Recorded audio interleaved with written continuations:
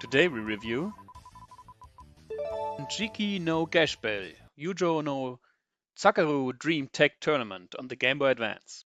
The game is based on the manga Gashbell.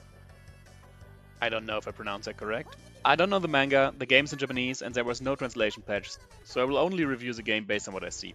The game is a typical fighting game with a tech mechanic. You choose two fighters in the beginning. There are actually two modes how to play the game. A single fighter mode where you select one of your two fighters and fight with him all rounds, and a two fighter mode where you can choose which fighter you want to have in each round. In the single fighter mode you can customize a character with 3 points that you can put into attack, defense or special moves.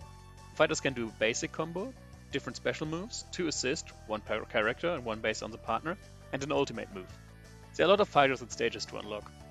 The game looks nice. It has a clean style with good looking sprites and nice backgrounds.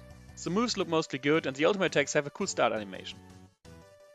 Sometimes the background can look a little bit too much like just a picture. Not in every background is a lot going on and the background characters don't react to what's happening. The fights that happen in the foreground can feel a bit out of place. The music feels like typical anime music, but it's not bad.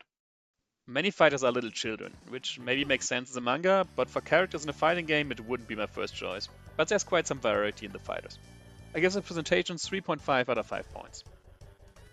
The game feels a bit slow and there's just one basic combination. The Game Boy Advance just has 2 face buttons and one is used for jumping, so there's just one other for the basic combination. The timing when you press the attack button can prolong the combination a bit, and you can sometimes change the combination with special attacks or assist, but it's still just one basic combination. Besides that, the fighting feels good and is fun. The customization before a fight is a fun idea.